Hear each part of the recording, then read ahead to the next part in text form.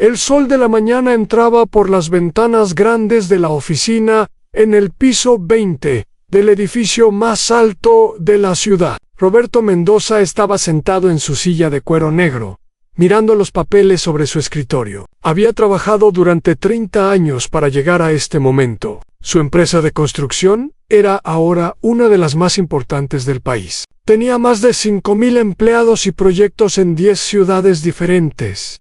Roberto era un hombre de 55 años con el pelo gris y ojos oscuros que mostraban una mezcla de cansancio y determinación. Había empezado su carrera como un simple trabajador de construcción cuando tenía solo 18 años. Sus manos todavía mostraban las marcas de aquellos primeros años de trabajo duro bajo el sol caliente. Ahora, esas mismas manos firmaban contratos millonarios y tomaban decisiones que afectaban a miles de familias en esa mañana de lunes. Roberto no sabía que su vida estaba a punto de cambiar de una manera que nunca había imaginado. Mientras revisaba los números del último trimestre, su asistente personal, una mujer joven llamada Carmen, entró a la oficina con una expresión preocupada en su rostro. Carmen había trabajado con Roberto durante 5 años. Ella conocía todos sus secretos profesionales y había demostrado ser una persona de confianza absoluta. Por eso, cuando Roberto vio su cara pálida y sus manos temblando ligeramente, supo que algo malo estaba pasando. Joven cerró la puerta detrás de ella y caminó hacia el escritorio, con pasos lentos. Se sentó en la silla frente a Roberto y por un momento no dijo nada. Solo lo miró con ojos llenos de preocupación. Roberto dejó los papeles sobre la mesa y se inclinó hacia adelante. Le preguntó qué pasaba y por qué estaba tan nerviosa. Carmen respiró profundo antes de empezar a hablar. Le contó que había escuchado algo muy perturbador durante la fiesta de la empresa. El viernes pasado, la fiesta había sido para celebrar el cierre del proyecto más grande en la historia de la compañía. Un centro comercial enorme que había tomado 3 años construir. Todos los directivos importantes habían asistido, incluyendo a los 3 hombres que Roberto consideraba sus aliados más cercanos.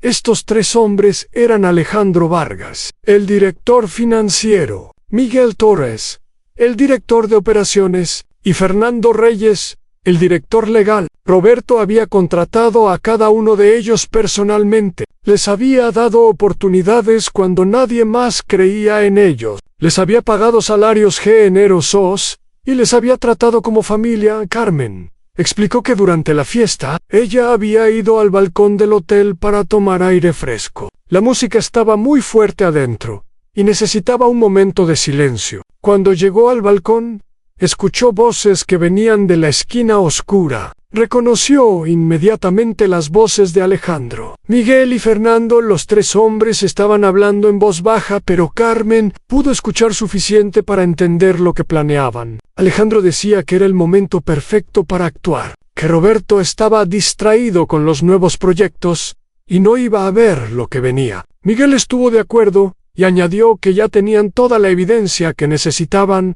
para destruirlo a Fernando. El abogado explicó los pasos legales que iban a seguir. Primero, iban a presentar documentos falsos a la junta directiva mostrando que Roberto había robado dinero de la empresa. Después, iban a convencer a los inversores principales de que Roberto era un criminal. Finalmente, iban a forzar una votación para sacarlo de la compañía que él mismo había creado.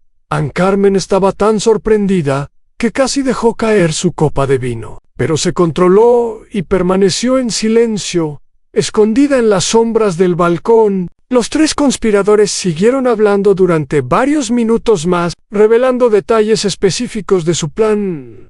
Alejandro mencionó que la reunión de la junta directiva estaba programada para dentro de 3 semanas. Ese era el día que habían elegido para ejecutar su golpe. Tenían documentos preparados que mostraban transferencias bancarias falsas a cuentas personales de Roberto. También tenían testimonios de empleados que habían sido sobornados para mentir. Miguel habló sobre cómo iban a dividir el control de la empresa una vez que Roberto estuviera fuera. Alejandro sería el nuevo presidente. Miguel tomaría el control de todos los proyectos de construcción. Fernando manejaría todos los asuntos legales y se aseguraría de que Roberto nunca pudiera regresar a los tres hombres. También discutieron qué harían con las acciones de Roberto. Planeaban forzarlo a vender sus acciones a un precio muy bajo, amenazándolo con llevar el caso a los tribunales si no cooperaba. Creían que Roberto preferiría perder dinero antes que enfrentar un escándalo. Público. Carmen terminó de contar lo que había escuchado y miró a Roberto esperando su reacción. Pero Roberto permaneció en silencio por un largo momento. Su rostro no mostraba ninguna emoción, parecía completamente calmado, como si Carmen le hubiera contado algo sin importancia. Finalmente, Roberto habló. Le agradeció a Carmen por su lealtad y valentía. Le dijo que sabía que había sido difícil para ella decidir contarle esto. Después de todo, Alejandro, Miguel y Fernando eran hombres poderosos que podrían hacerle la vida muy difícil. Sí, descubrían que ella los había traicionado. Carmen asintió con la cabeza. Confesó que había pasado todo el fin de semana pensando en qué hacer. Había considerado quedarse callada y simplemente buscar otro trabajo. Pero al fin su conciencia no le permitió abandonar al hombre que siempre la había tratado con respeto y dignidad. Roberto se levantó de su silla y caminó hacia la ventana. Desde allí podía ver toda la ciudad que había ayudado a construir. Tantos edificios llevaban la marca de su empresa, tantas familias vivían en casas que sus trabajadores habían construido, y ahora, tres hombres que él había elevado de la nada querían quitarle todo. A lo que Carmen no sabía era que Roberto ya tenía sospechas sobre estos tres directivos. Durante los últimos meses había notado pequeñas cosas que no cuadraban. Reuniones secretas a las que no era invitado. Conversaciones que se detenían abruptamente cuando él entraba a una habitación. Miradas nerviosas intercambiadas entre Alejandro, Miguel y Fernando. Roberto había sobrevivido en el mundo de los negocios durante 30 años porque tenía un instinto especial para detectar el peligro. Ese instinto le había salvado muchas veces en el pasado. Le había advertido cuando socios comerciales planeaban engañarlo. Le había alertado cuando empleados robaban materiales de los proyectos. Ese mismo instinto le había dicho que algo malo estaba pasando con sus tres directivos más cercanos 3 meses antes. Roberto había contratado en secreto a una firma de auditoría forense. Les había dado acceso completo a todos los registros financieros de la empresa. Les había pedido que buscaran cualquier irregularidad, cualquier transacción sospechosa, cualquier cosa fuera de lo normal. Los auditores habían trabajado en silencio durante semanas. Nadie en la empresa sabía de su existencia, excepto Roberto. Utilizaban nombres falsos cuando visitaban las oficinas y se hacían pasar por consultores de un proyecto especial. Lo que habían descubierto era mucho peor de lo que Roberto había imaginado. Alejandro había estado robando dinero de la empresa durante al menos 4 años. Las cantidades eran pequeñas al principio, solo unos miles de dólares aquí y allá. Pero con el tiempo, los robos se hicieron más grandes y más frecuentes. Miguel también estaba involucrado en actividades ilegales. Había estado aceptando sobornos de proveedores a cambio de darles contratos con precios inflados. Estos sobornos sumaban cientos de miles de dólares que Miguel guardaba en cuentas bancarias en otros países. San Fernando, el abogado, era quizás el más peligroso de los tres. Había utilizado su conocimiento legal para crear una red compleja de empresas fantasmas. Estas empresas se usaban para ocultar el dinero robado y para realizar transacciones fraudulentas que beneficiaban a los tres conspiradores. Roberto tenía toda esta información guardada en una caja fuerte en su casa. Había estado esperando el momento adecuado para actuar. Quería asegurarse de tener pruebas irrefutables antes de confrontar a los traidores. Y ahora, gracias a Carmen, sabía exactamente cuándo y cómo planeaban atacarlo. Se volteó para mirar a Carmen y le dijo que necesitaba que mantuviera todo esto en secreto. Era crucial que Alejandro, Miguel y Fernando no supieran que sus planes habían sido descubiertos. Carmen debía actuar de manera completamente normal durante las próximas 3 semanas. Ir a las reuniones como siempre. Saludar a los directivos con la misma cortesía de siempre. No mostrar ninguna señal de que algo había cambiado. Carmen prometió que haría exactamente lo que Roberto le pedía. Le preguntó si necesitaba ayuda con algo más. Roberto pensó por un momento y luego asintió. Le pidió que recopilara copias de todos los correos electrónicos que habían enviado o recibido los 3 conspiradores durante el último año. Carmen tenía acceso a los sistemas de la empresa como asistente ejecutiva y podría hacer esto sin levantar sospechas. Durante los días siguientes,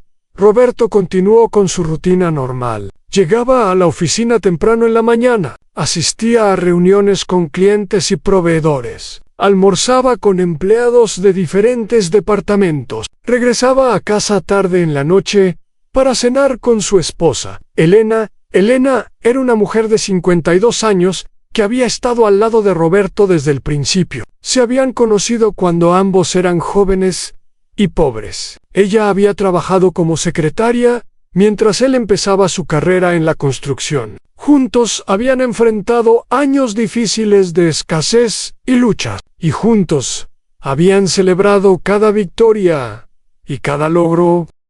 Roberto no le contó a Elena sobre la conspiración. No quería preocuparla innecesariamente. Además, quería protegerla de cualquier posible peligro. Si las cosas salían mal, era mejor que ella pudiera decir honestamente que no sabía nada sobre los planes de su esposo pero Elena conocía a su marido demasiado bien. Notó que algo había cambiado en él durante esa semana. Estaba más callado de lo normal. Se quedaba despierto hasta muy tarde, revisando papeles en su estudio. A veces lo encontraba mirando por la ventana con expresión pensativa en una noche. Elena le preguntó directamente qué estaba pasando. Roberto la miró con cariño y le dijo que estaba trabajando en algo importante, algo que requería toda su concentración y cuidado. Le prometió que le contaría todo cuando llegara el momento adecuado. Por ahora, solo le pedía que confiara en él como siempre lo había hecho.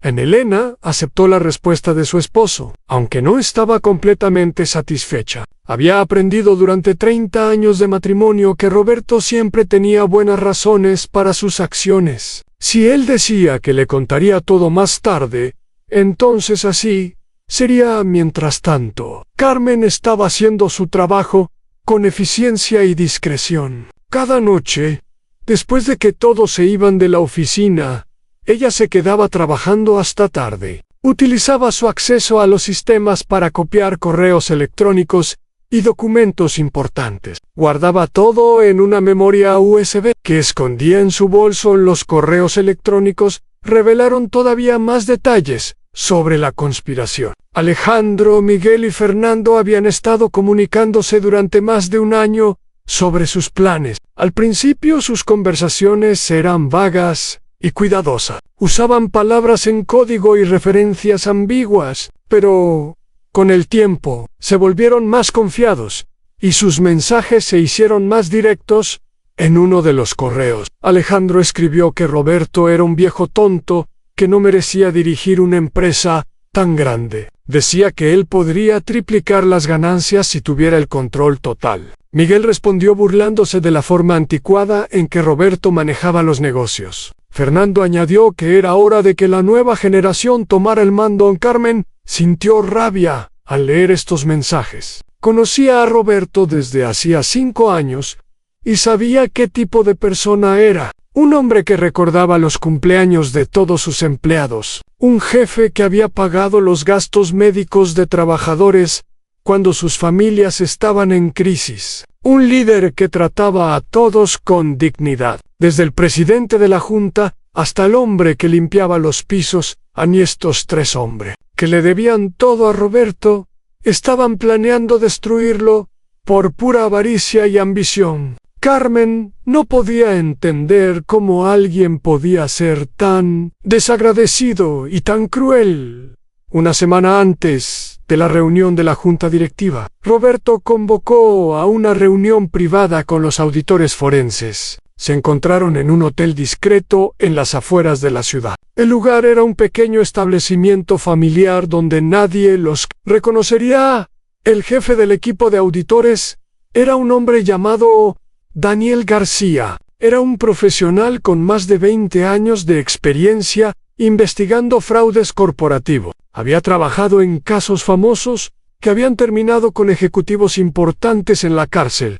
Daniel presentó a Roberto un informe completo de sus hallazgos. El documento tenía más de 200 páginas llenas de evidencia detallada. Había copias de transferencias bancarias fraudulentas, registros de las empresas fantasmas creadas por Fernando, testimonios de empleados que habían sido testigos de comportamientos sospechosos. Pero lo más importante era un video de seguridad que los auditores habían obtenido. El video mostraba a Fernando entrando a la oficina de Roberto un domingo por la noche, cuando el edificio estaba vacío. Se le veía claramente accediendo a la computadora de Roberto y modificando archivos. Este era el momento exacto en que Fernando había plantado la evidencia falsa que planeaban usar contra Roberto. Roberto estudió cada página del informe con cuidado. Hizo preguntas sobre los detalles legales y las implicaciones de cada pieza de evidencia. Daniel respondió pacientemente a todas sus dudas y le explicó cómo podrían usar esta información en un tribunal si fuera necesario. Al final de la reunión, Roberto tenía todo lo que necesitaba para contraatacar. Tenía pruebas irrefutables de los crímenes cometidos por sus 3 directivos. Tenía documentación de su conspiración para sacarlo de la empresa. Y tenía el video que demostraba que habían fabricado evidencia falsa. Ahora solo tenía que esperar el momento perfecto para usar estas armas. Y ese momento llegaría en exactamente 7 días. Durante la reunión de la junta directiva donde sus enemigos pensaban que lo destruirían, Roberto regresó a su casa esa noche sintiéndose extrañamente tranquilo. Había aprendido hace mucho tiempo que la paciencia era la mejor virtud en los negocios. Los hombres impacientes cometían errores. Los hombres que actuaban desde la emoción perdían oportunidades, pero los hombres que sabían esperar, que sabían observar y planificar, esos eran los que al final ganaban. Elena estaba esperándolo con la cena preparada. Comieron juntos en silencio, disfrutando la compañía del otro como habían hecho durante tantos años. Después de cenar, Roberto tomó la mano de su esposa y le dijo que la próxima semana sería muy difícil, que iba a pasar algo que cambiaría muchas cosas. Pero le prometió que todo saldría bien al final. Apretó la mano de su esposo y le dijo que ella siempre estaría a su lado, pasara lo que pasara. Esa noche, mientras la ciudad dormía, Roberto se quedó despierto mirando el techo de su habitación. En su mente, repasaba cada detalle del plan que había preparado, cada movimiento, cada palabra, cada gesto. No podía permitirse ningún error. A los 3 hombres que habían traicionado su confianza, no tenían idea de lo que les esperaba. Pensaban que tenían el control de la situación. Pensaban que Roberto era un blanco fácil, que caería sin resistencia. Pero estaban a punto de descubrir que habían subestimado gravemente al hombre que habían intentado destruir en la batalla final. Estaba cerca, y Roberto Mendoza estaba listo para pelear. Los días pasaron con una lentitud tortuosa para Roberto. Cada mañana se despertaba con el peso de lo que sabía sobre sus hombros. Cada noche se acostaba repasando mentalmente su estrategia. Pero durante el día en la oficina, actuaba como si nada hubiera cambiado. Saludaba a Alejandro con la misma cordialidad de siempre. Participaba en reuniones con Miguel discutiendo proyectos futuros. Revisaba contratos con Fernando como lo había hecho durante años.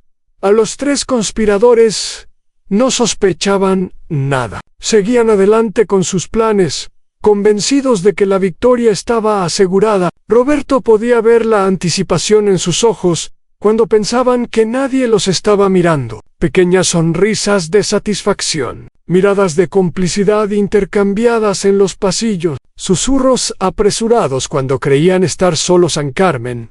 También mantuvo su actuación impecable. Llevaba café a los directivos cada mañana, con su sonrisa profesional de siempre. Organizaba las agendas y confirmaba las citas como parte de su rutina normal. Nadie hubiera adivinado que cada noche, cuando el edificio quedaba vacío, ella continuaba recopilando evidencia contra los hombres que planeaban traicionar a su jefe 3 días antes de la reunión decisiva. Algo inesperado sucedió. Roberto recibió una llamada telefónica de su hermano menor, Andrés. Los dos hermanos no habían hablado en más de 2 años, debido a una pelea familiar por asuntos de herencia. Andrés había sentido que Roberto había recibido más que él cuando sus padres murieron. Aunque Roberto siempre había insistido en que la división había sido justa, Andrés llamó para advertirle a Roberto. Le dijo que alguien lo había contactado, preguntando sobre la historia familiar y los negocios de Roberto. El hombre que llamó decía ser periodista de una revista de negocios, pero sus preguntas eran demasiado personales y específicas. Preguntaba sobre problemas legales pasados, sobre conflictos con socios anteriores, sobre cualquier cosa que pudiera dañar la reputación de Roberto. Roberto agradeció a su hermano por la advertencia. A pesar de sus diferencias, la sangre era más fuerte que cualquier pelea. Andrés prometió llamar inmediatamente si el supuesto periodista lo contactaba de nuevo. Antes de colgar, Andrés le deseó buena suerte con lo que sea que estuviera enfrentando. Dijo que podía escuchar en la voz de Roberto que algo grave estaba pasando. Esta llamada confirmó lo que Roberto ya sospechaba. Los conspiradores estaban buscando munición adicional para usar en su contra. No les bastaba con los documentos falsos que habían preparado. Querían encontrar algo real, algo del pasado de Roberto que pudieran usar para destruir su credibilidad completamente en Roberto. Pasó esa noche revisando su propia historia. Pensó en cada decisión que había tomado durante 30 años de carrera, cada contrato firmado, cada socio con quien había trabajado, cada problema que había enfrentado y resuelto. No era un hombre perfecto, eso lo sabía bien. Había cometido errores como cualquier ser humano, pero nunca había robado un centavo. Nunca había traicionado a nadie que confiara en él. Nunca había puesto su ambición personal por encima de su integridad. Del día antes de la reunión de la Junta, Roberto convocó a una última reunión con Daniel García y su equipo de auditores. Se encontraron nuevamente en el hotel discreto, fuera de la ciudad. Esta vez, Roberto también invitó a su propio abogado personal, un hombre llamado Ricardo Herrera que había sido su amigo desde la universidad. Ricardo era completamente diferente a Fernando Reyes, el abogado traidor de la empresa. Mientras Fernando era ambicioso y calculador, Ricardo era honesto y leal. Había rechazado muchas oportunidades de ganar más dinero con otros clientes porque valoraba su amistad con Roberto por encima de todo. Durante la reunión, repasaron cada detalle del plan para el día siguiente. Daniel explicó cómo presentarían la evidencia de manera que tuviera el máximo impacto. Ricardo habló sobre las opciones legales disponibles una vez que los crímenes fueran revelados. Discutieron diferentes escenarios y prepararon respuestas para cualquier contraataque que los conspiradores pudieran intentar. Roberto escuchó atentamente, pero también hizo una petición especial. Dijo que quería darle a los 3 hombres una última oportunidad de confesar. Sabía que parecía ingenuo o incluso estúpido. Estos hombres habían planeado destruirlo y no merecían ninguna misericordia. Pero Roberto creía firmemente que todos merecían la oportunidad de hacer lo correcto. Incluso en el último momento, Daniel y Ricardo intercambiaron miradas de sorpresa, pero no discutieron. Conocían a Roberto lo suficiente para saber que cuando tomaba una decisión basada en sus principios, nada lo haría cambiar de opinión en esa noche. Roberto regresó a su casa más temprano de lo usual. Elena estaba en la cocina preparando la cena. Cuando él entró, ella lo miró y supo inmediatamente que había llegado el momento de la verdad. Sin decir una palabra, dejó lo que estaba haciendo y caminó hacia su esposo. Lo abrazó fuertemente durante un largo momento en Roberto.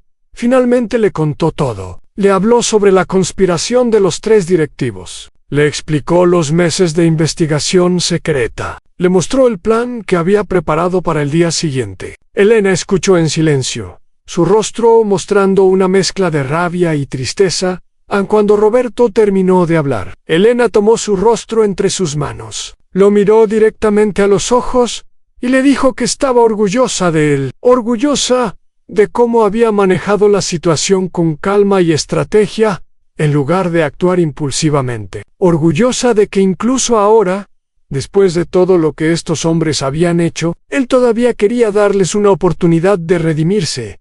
Cenaron juntos esa noche hablando sobre recuerdos del pasado, sobre los primeros años de su matrimonio cuando vivían en un apartamento pequeño y contaban cada centavo, sobre el nacimiento de sus 2 hijos, ahora adultos, con familias propias, sobre los momentos difíciles que habían superado juntos y las victorias que habían celebrado. Roberto se fue a dormir esa noche, sintiéndose en paz. Había hecho todo lo posible para prepararse. Ahora solo quedaba ejecutar el plan y confiar en que la verdad prevalecería. El día de la reunión de la junta directiva amaneció nublado y frío. Roberto se levantó antes del amanecer y se vistió con su mejor traje. Era un traje azul oscuro que Elena le había regalado en su último cumpleaños. Se miró en el espejo y vio a un hombre cansado pero determinado. Un hombre que había luchado toda su vida y que no iba a rendirse ahora. Llegó a la oficina a las 7 de la mañana, 2 horas antes de que comenzara la reunión. El edificio estaba casi vacío a esa hora. Solo los guardias de seguridad y algunos empleados madrugadores estaban en sus puestos. Roberto subió a su oficina y se sentó en su silla mirando por la ventana en Carmen. Llegó poco después. Traía un maletín negro que contenía todas las copias de los correos electrónicos que había recopilado durante las últimas semanas. También traía una memoria USB con archivos digitales que podrían ser necesarios como respaldo. Colocó todo sobre el escritorio de Roberto y le preguntó si necesitaba algo más. Roberto negó con la cabeza y le agradeció por todo lo que había hecho. Le dijo que después de hoy, sin importar cómo terminaran las cosas, ella tendría un lugar seguro en la empresa. Había demostrado una lealtad que era rara de encontrar en el mundo de los negocios. Carmen sonrió nerviosamente y dijo que solo esperaba que todo saliera bien a las 8:30. Los miembros de la junta directiva comenzaron a llegar. Eran 12 personas en total, incluyendo a Roberto y los 3 conspiradores. Los otros 8 miembros eran inversores externos, representantes de bancos y consultores independientes. La mayoría conocía a Roberto solo superficialmente, a través de reuniones trimestrales y reportes financieros. Alejandro, Miguel y Fernando llegaron juntos, caminando con una confianza que rayaba en la arrogancia. Traían maletines llenos de los documentos falsos que habían preparado. Se sentaron juntos en un lado de la mesa larga, formando un frente unido. Sus miradas evitaban las de Roberto. Concentrándose en los otros miembros de la junta, la reunión comenzó puntualmente a las 9. El presidente de la junta, un hombre mayor llamado Eduardo Solís, abrió la sesión con los procedimientos habituales. Revisaron el acta de la reunión anterior. Discutieron brevemente los resultados financieros del trimestre. Todo parecía normal y rutinario. Entonces Eduardo anunció que había un tema especial en la agenda. Dijo que algunos miembros de la dirección habían solicitado tiempo para presentar un asunto urgente relacionado con la gobernanza de la empresa. Miró hacia Alejandro y le dio la palabra. Al Alejandro Se puso de pie con una expresión solemne. Agradeció a Eduardo y comenzó su presentación. Dijo que lo que estaba a punto de revelar era difícil y doloroso, pero que su deber hacia los accionistas y empleados de la empresa le obligaba a hablar con gestos dramáticos. Alejandro abrió su maletín y comenzó a distribuir carpetas a cada miembro de la junta. Las carpetas contenían los documentos falsos que mostraban supuestas transferencias de dinero a cuentas personales de Roberto. Había gráficos y tablas que parecían muy profesionales. Todo estaba diseñado para parecer evidencia irrefutable de corrupción. Miguel intervino para apoyar las acusaciones. Dijo que él personalmente había descubierto las irregularidades durante una revisión rutinaria de los libros contables. Describió cómo había quedado devastado al darse cuenta de que el hombre al que admiraba era en realidad un ladrón. Sus palabras estaban llenas de falsa emoción. Fernando tomó la palabra después para explicar las implicaciones legales. Como director legal de la empresa, dijo que tenía la obligación de informar que estos descubrimientos podrían resultar en cargos criminales contra Roberto. Recomendó que la Junta tomara acción inmediata para proteger los intereses de la empresa y sus accionistas.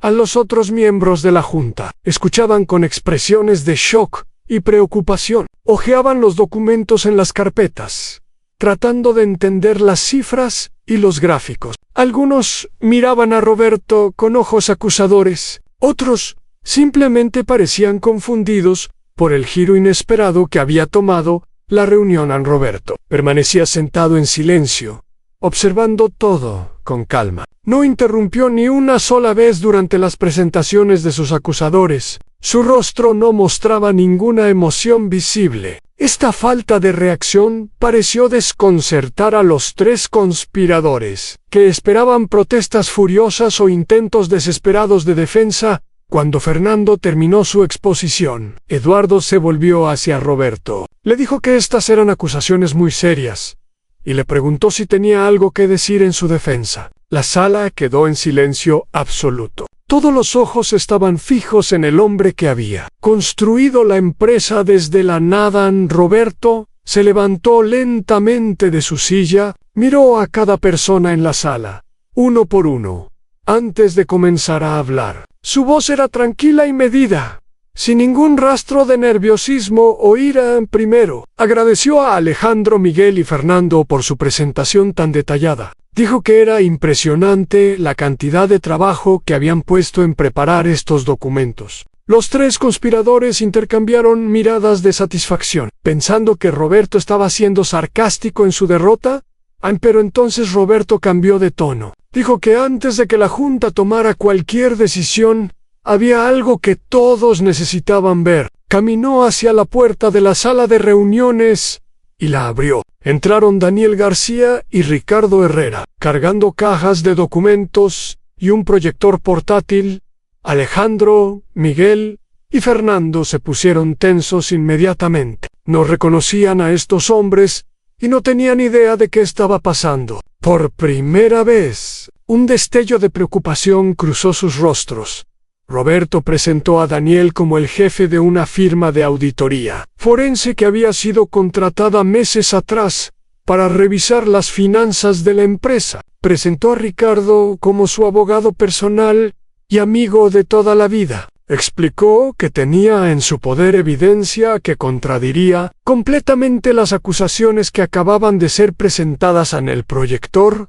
Fue encendido y Daniel comenzó su presentación. La primera imagen mostraba un análisis detallado de los documentos que Alejandro había distribuido. Los auditores habían examinado cada transferencia bancaria supuestamente hecha por Roberto. Cada una de ellas era falsa. Las fechas no coincidían con los registros bancarios reales. Las firmas digitales habían sido falsificadas usando software de edición. En la sala quedó en silencio. Mientras Daniel continuaba exponiendo la verdad, mostró los registros reales de las cuentas bancarias de la empresa. Demostró que el dinero supuestamente robado por Roberto nunca había sido transferido a ninguna parte. Era todo una fabricación elaborada diseñada para incriminar a un hombre inocente. Los rostros de los miembros de la junta pasaron de la confusión al asombro. Comenzaron a mirar hacia Alejandro, Miguel y Fernando con expresiones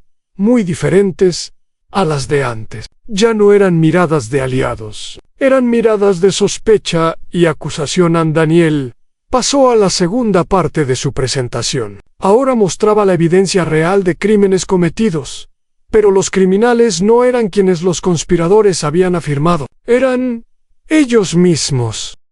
Alejandro palideció cuando vio los registros de sus propios robos proyectados en la pantalla. 4 años de transferencias fraudulentas, documentadas con precisión impecable. Nombres de cuentas bancarias en paraísos fiscales, fechas y montos exactos de cada robo. En Miguel comenzó a sudar cuando Daniel mostró los sobornos que había recibido de proveedores. Había correos electrónicos donde Miguel negociaba los pagos ilegales. Había registros de depósitos en cuentas que él pensaba que nadie podía rastrear. Había testimonios de proveedores que estaban dispuestos a testificar contra él a cambio de inmunidad. Fernando, el abogado que debería haber sabido mejor que nadie cómo cubrir sus huellas, quedó expuesto como el arquitecto de todo el esquema. Su red de empresas fantasmas fue revelada en detalle. Cada transacción fraudulenta, cada documento falsificado, cada paso ilegal que había tomado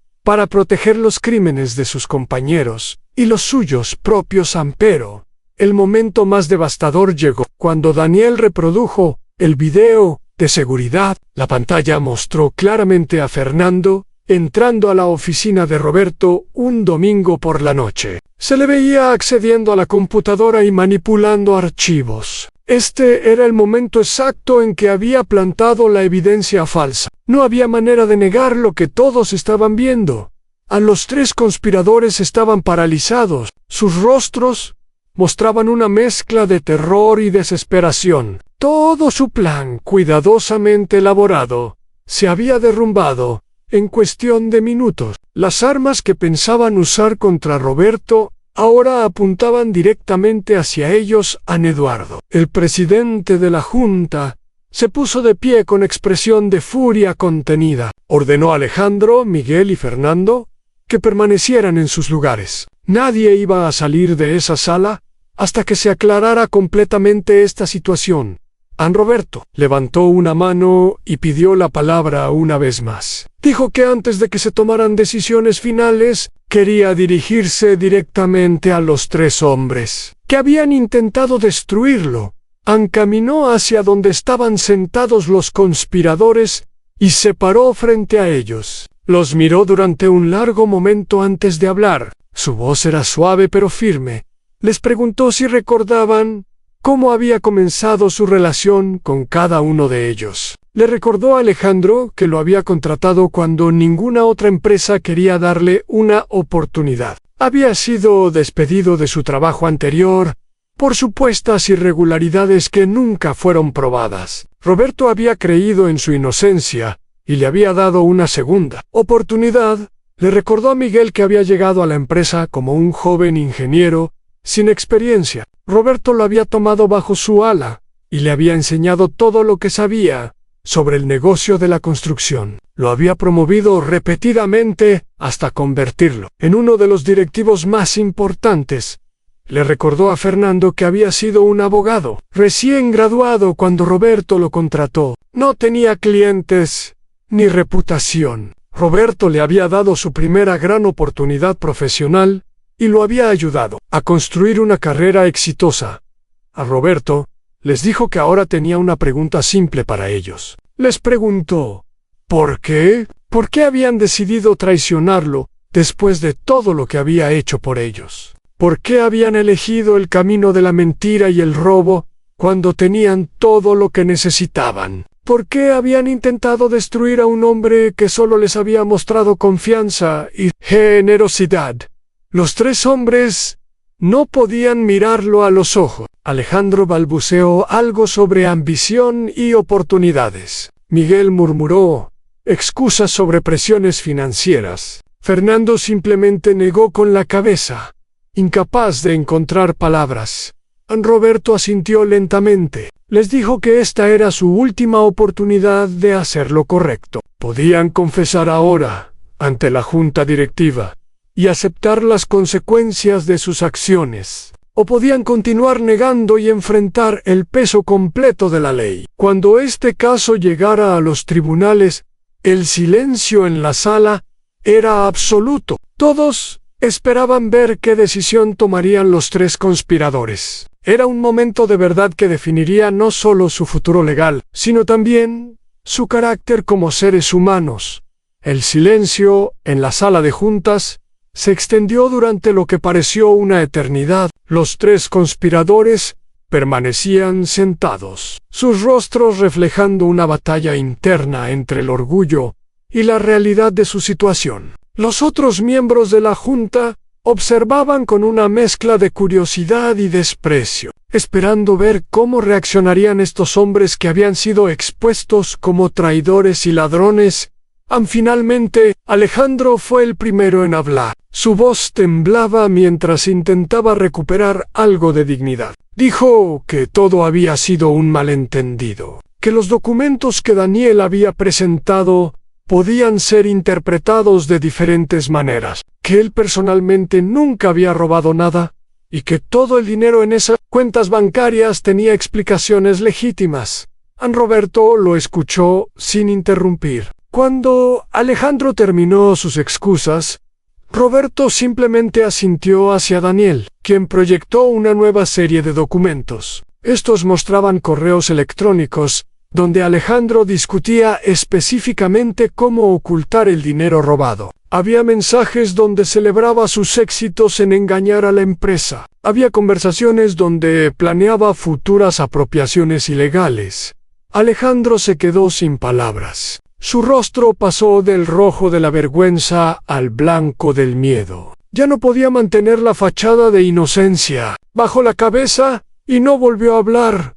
Miguel intentó una táctica diferente, se puso de pie abruptamente y señaló a Fernando, diciendo que todo había sido idea del abogado, que Fernando los había convencido de participar en el esquema, prometiéndoles que nunca serían descubiertos, que él solo había seguido instrucciones y no entendía completamente lo que estaba haciendo.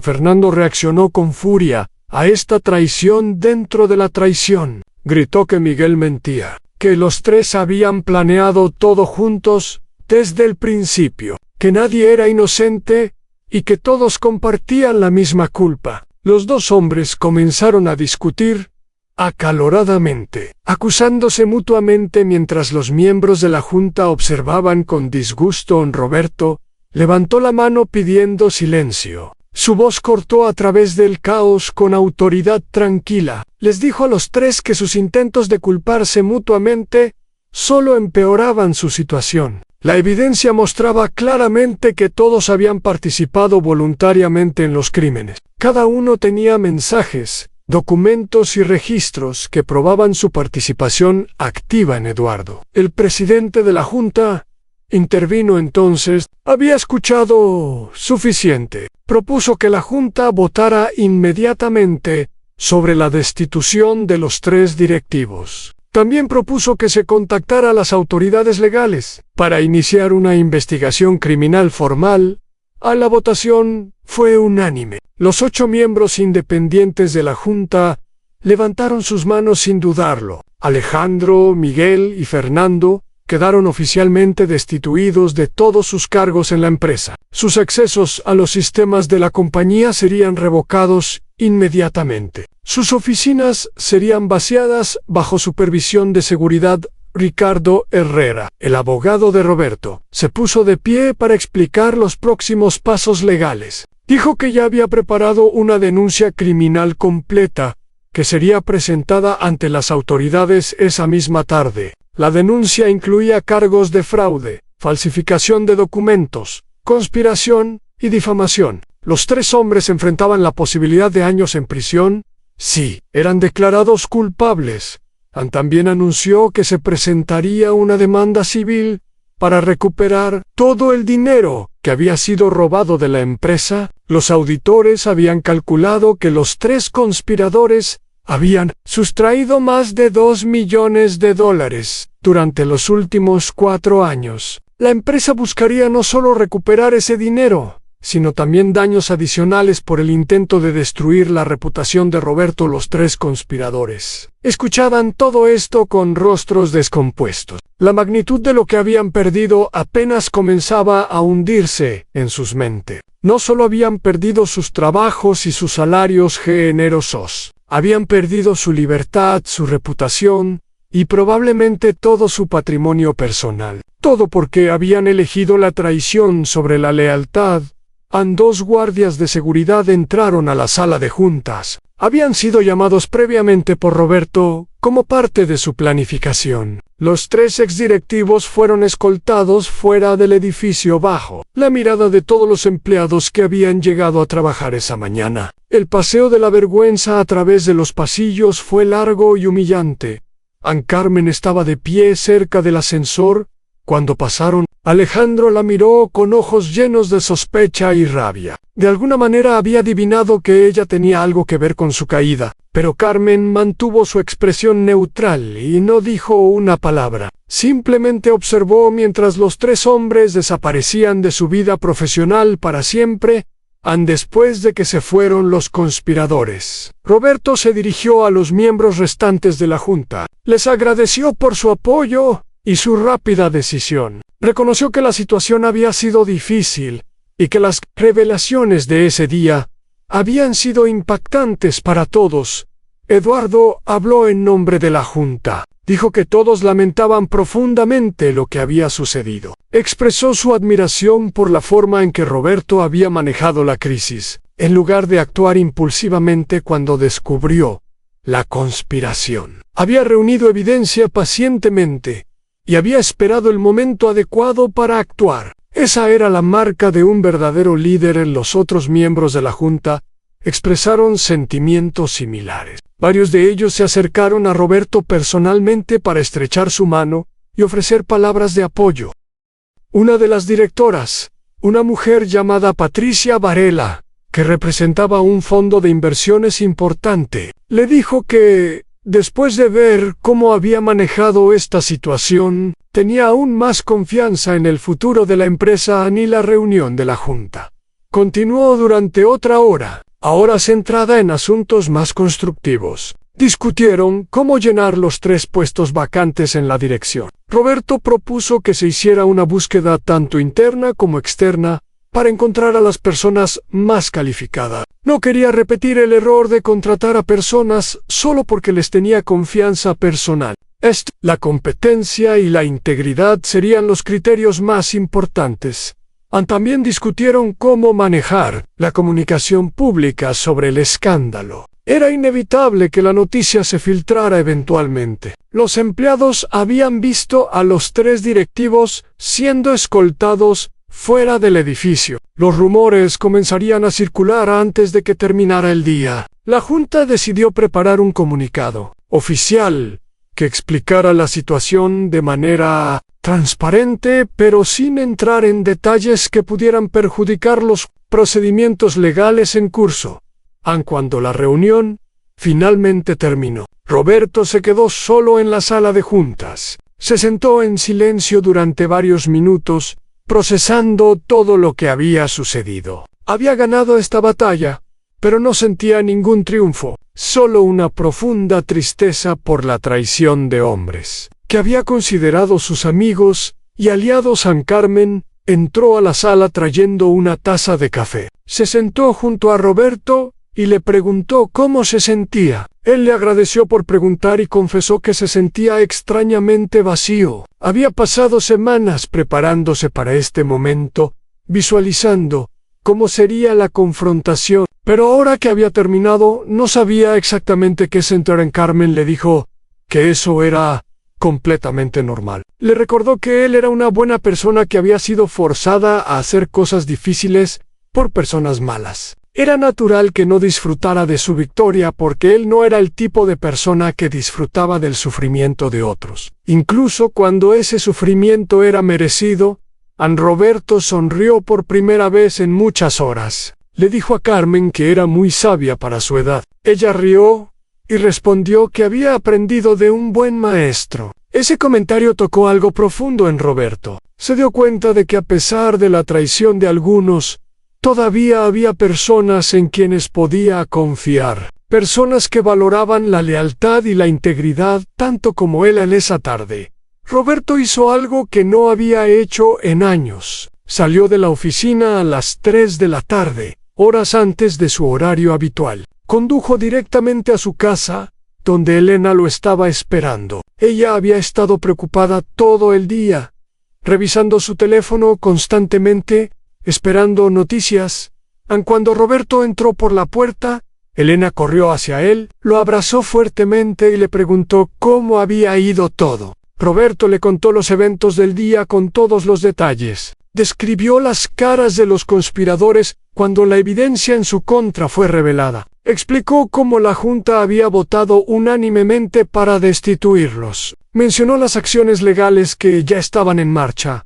Elena escuchó todo con atención. Cuando Roberto terminó, ella le dijo que estaba orgullosa de él, no solo por haber ganado, sino por haber dado a esos hombres la oportunidad de confesar, incluso después de todo lo que habían hecho. Eso demostraba el tipo de persona que él era, alguien que creía en la redención incluso cuando no la merecían. En esa noche, Roberto y Elena cenaron en el jardín de su casa. Era una tradición que habían mantenido durante años, cenar al aire libre cuando el clima lo permitía. Hablaron sobre el futuro, sobre los cambios que vendrían en la empresa, sobre los desafíos que todavía quedaban por enfrentar en Roberto. También habló sobre algo que había estado pensando durante las últimas semanas. Dijo que esta experiencia le había enseñado que no podía seguir trabajando al mismo ritmo para siempre. Tenía 55 años y había dedicado toda su vida a construir la empresa. Era hora de empezar a pensar en el legado que quería dejar.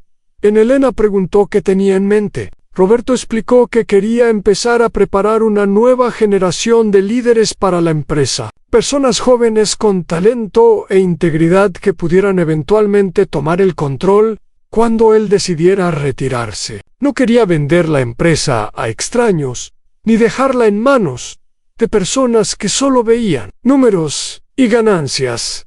También mencionó que quería dedicar más tiempo a actividades filantrópicas. Durante años había donado dinero a causas caritativas, pero siempre de manera distante y anónima. Ahora quería involucrarse más personalmente. Quería usar su experiencia y recursos para ayudar a jóvenes emprendedores que estaban empezando su camino. Como él había hecho tantos años atrás, a los días siguientes fueron intensos y demandantes. La noticia del escándalo se filtró rápidamente, como era de esperarse. Los medios de comunicación cubrieron la historia con gran interés. Un fundador de empresa que había sido víctima de una conspiración por parte de sus propios directivos era material perfecto para titulares sensacionalistas. Roberto manejó la atención mediática con la misma calma que había mostrado durante toda la crisis. Dio una sola entrevista a un periodista respetado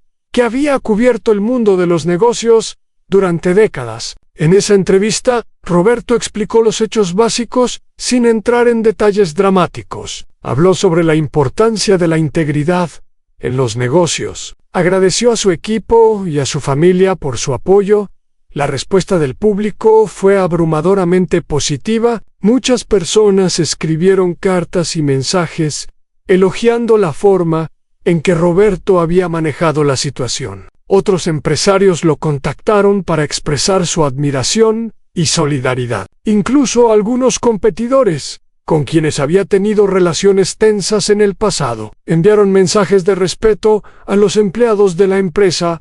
También respondieron de manera ejemplar. En lugar de desmoralizarse por el escándalo, parecían más comprometidos que nunca. Entendían que la crisis no había sido culpa de la empresa, sino de 3 individuos corruptos. Varios empleados veteranos expresaron su alivio de que finalmente se hubiera hecho justicia. Algunos confesaron que habían sospechado durante años que algo malo estaba pasando, pero no habían tenido pruebas para denunciarlo. Roberto aprovechó este momento de unidad para implementar cambios importantes en la cultura de la empresa. Estableció nuevos canales confidenciales, donde los empleados podían reportar comportamientos sospechosos sin temor a represalias. Creó un comité de ética independiente que supervisaría las prácticas de la empresa. Implementó auditorías regulares por parte de firmas externas para asegurar que nunca más pudiera ocurrir un fraude, como el que había descubierto una semana después del escándalo. Roberto recibió una visita inesperada. Su hermano Andrés llegó a la oficina sin previo aviso. Los dos hermanos no se habían visto en persona desde la pelea por la herencia hace más de 2 años. Pero la llamada de advertencia que Andrés había hecho antes del enfrentamiento había abierto una puerta que ambos pensaban cerrada para siempre. Andrés entró a la oficina de Roberto con expresión nerviosa. Dijo que había venido a disculparse, no solo por la pelea sobre la herencia, sino por todos los años de resentimiento y envidia que había acumulado contra su hermano mayor. Confesó que siempre se había sentido inferior comparado con Roberto, mientras su hermano mayor, construía un imperio empresarial. Él había luchado con trabajos mediocres y fracasos constantes.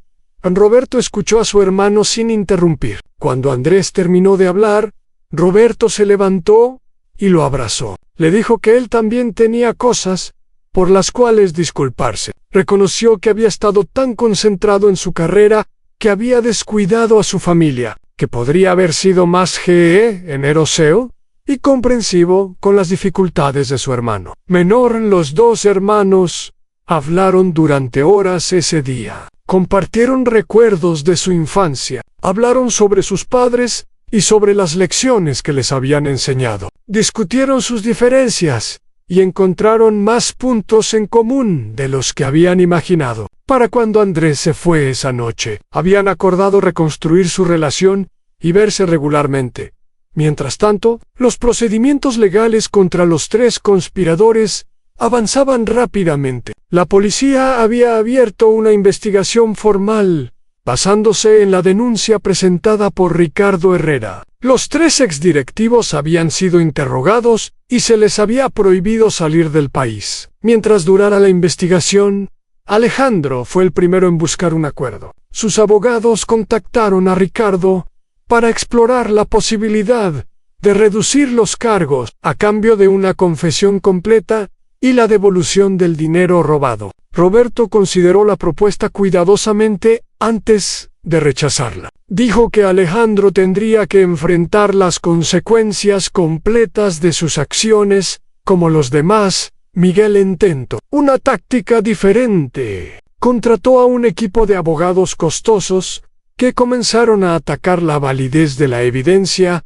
recopilada por los auditores. Argumentaban que los métodos de investigación habían violado la privacidad de los acusados y que los documentos deberían ser inadmisibles en el tribunal. Pero estos argumentos fueron rechazados por los jueces que revisaron el caso An Fernando. Irónicamente, el abogado del grupo demostró ser el menos preparado para defenderse. Su conocimiento de la ley, que había usado para cometer los crímenes, ahora le permitía entender exactamente cuán grave era su situación. Cayó en una profunda depresión y tuvo que ser hospitalizado por un tiempo cuando mostró signos de querer hacerse daño.